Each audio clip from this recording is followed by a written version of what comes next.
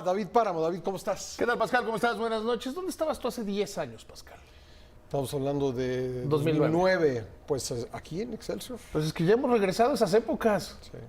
O sea, parece que la tendencia regresa. Estamos viendo números de hace 10 años. Por primera vez en 10 años, el crédito se ha parado. Hay que destacar que durante buena parte de estos 10 años, todos los circuitos y subcircuitos de crédito, es decir, todos los créditos que daban en el país, crecían a tasa de 2 dígitos.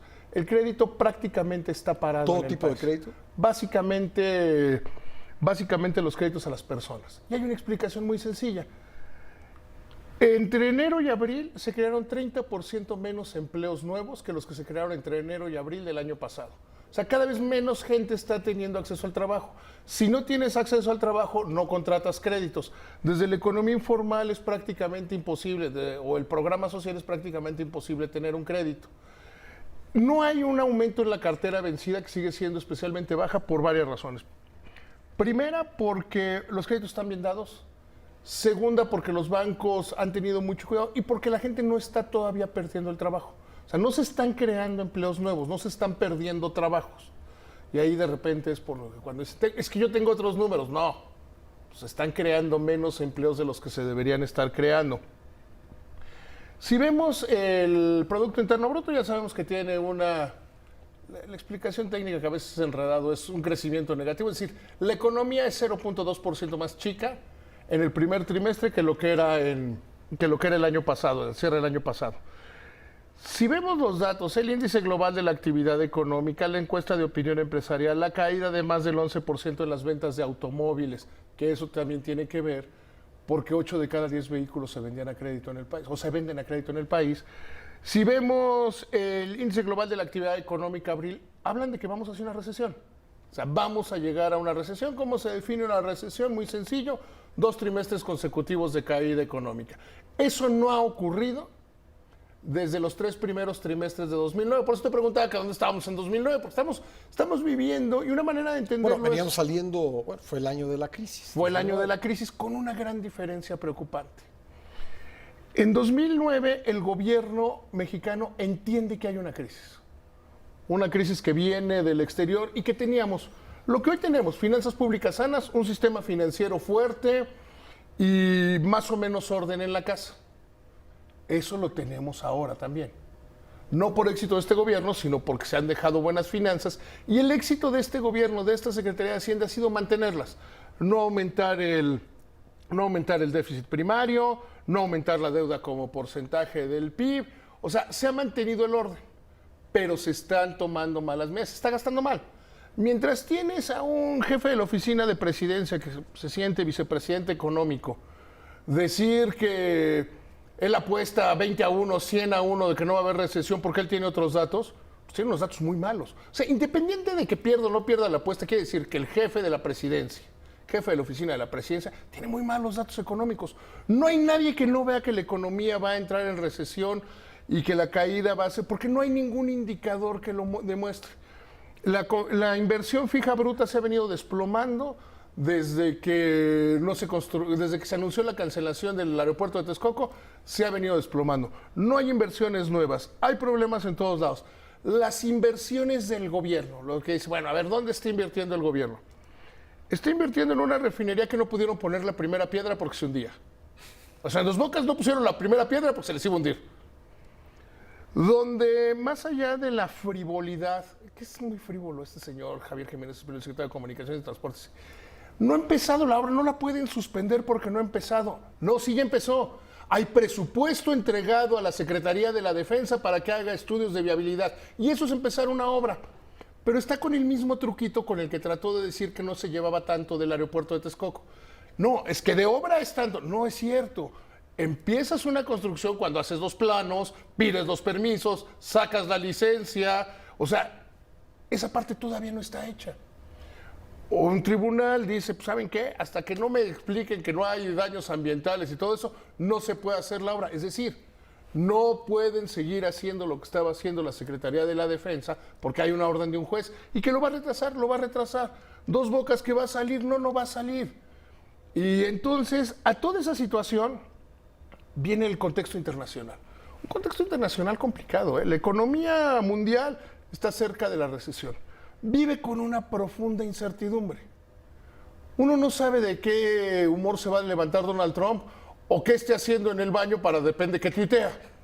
Sí, porque parece que él está en el baño y dice, vamos a tuitear de México, y tuiteamos de China, tuiteamos de Corea, del que caiga.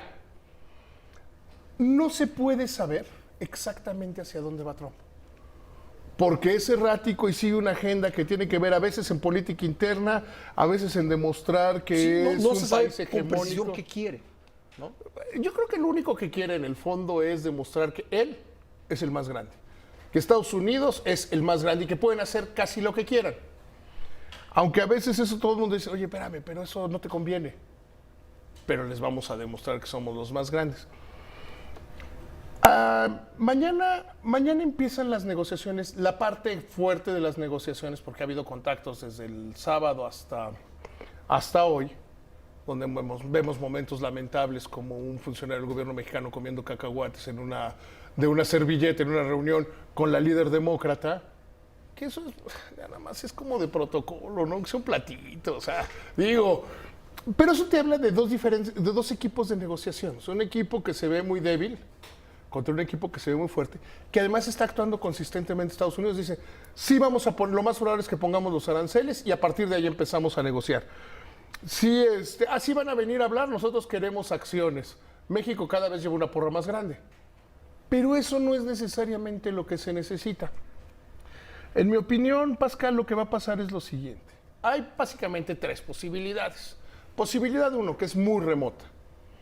Que Marcelo Ebrard se convierta en Demóstenes y enamore a todo el gobierno de los Estados Unidos y diga, no, sí, bien. No va a pasar. Y que además en ese gran acto verbal los convenza de la idea que tiene López Obrador, que es más ideología sobre pragmatismo, es que los latinoamericanos unidos jamás serán vencidos, y esa cosa que me suena a mí como a de los 70s, me suena a mí como a una época de los 70s, que no es ni siquiera pragmática, porque además dice la lengua. Ya sabe el presidente López Obrador cuántos norteamericanos hablan español. Pero habrá que recordarle que es la segunda lengua y que prácticamente, hoy decía en el radio, en el béisbol prácticamente se habla en español. Por la cantidad de jugadores. Dominicanos, venezolanos, parameños, mexicanos. Alguna vez los Gigantes de San Francisco tenían más jugadores hispanos. En el roster de 25 eran 16 hispanos. Entonces decían que se iba a hablar en español. Lo hicieron como broma que todos se hablaban en español entre ellos porque había más hispanos. Pero independientemente de eso, lo que te une más tener negocios que tener idioma. Ya dejando claro que el idioma ni siquiera es una parte importante. Aplicar aranceles es una medida totalmente ruinosa para Estados Unidos. Ellos pueden hacer lo que quieran, es su asunto. Pero es una medida ruinosa la cual se van a oponer los estadounidenses. Quienes van a pagar, por lo menos una parte sustancial de esos aranceles, son los consumidores. Claro, y además, el caso de Volkswagen es un caso sintomático.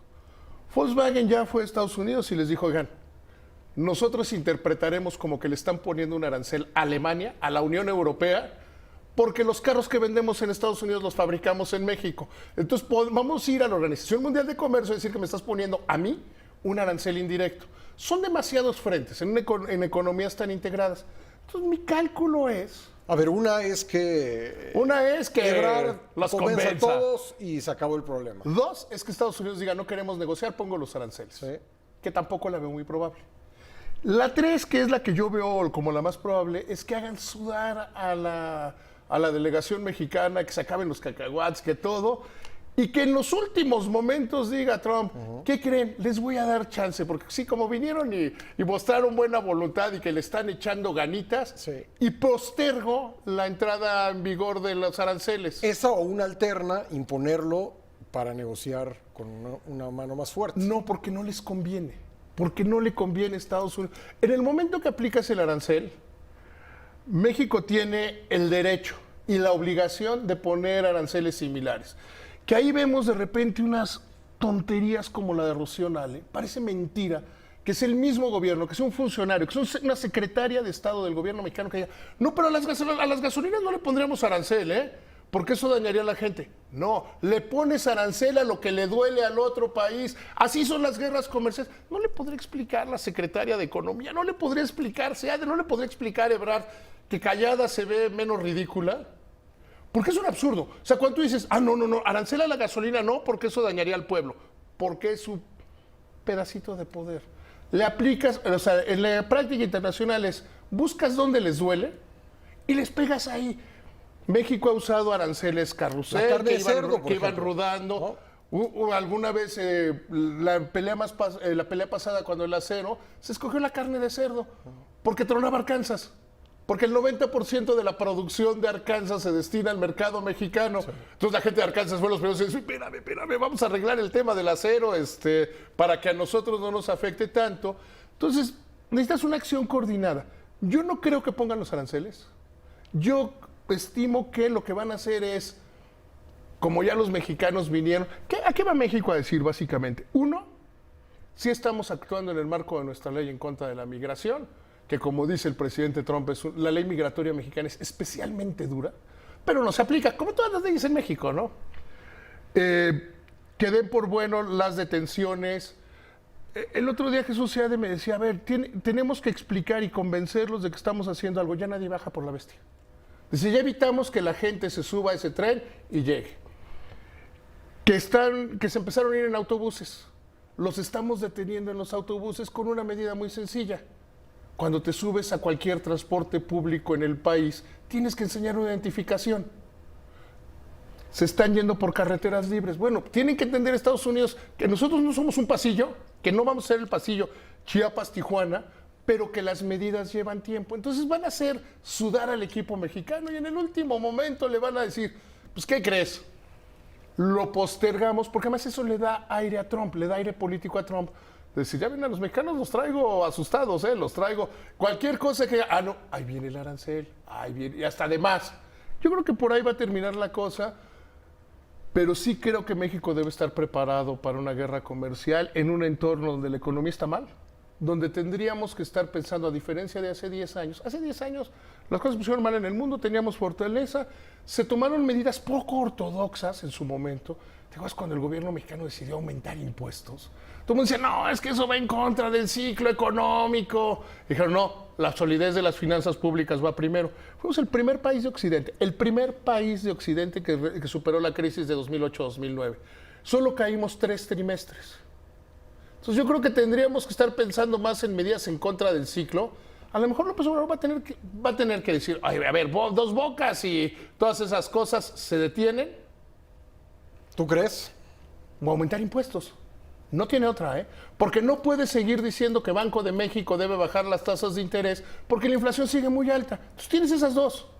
Recortas gasto que ya no puedes recortar mucho más, aumentas impuesto, o primero empiezas por detener aquellos gastos que no te están funcionando, como seguirle dando dinero a Pemex y más dinero a Pemex y más dinero a Pemex, y a lo mejor tienes que llevar a Pemex a refinanciar deuda, como dice el director de finanzas de Pemex, que van a refinanciar $2,000 millones. Ojalá hagan los 6,000 y liberemos más espacio para las cosas.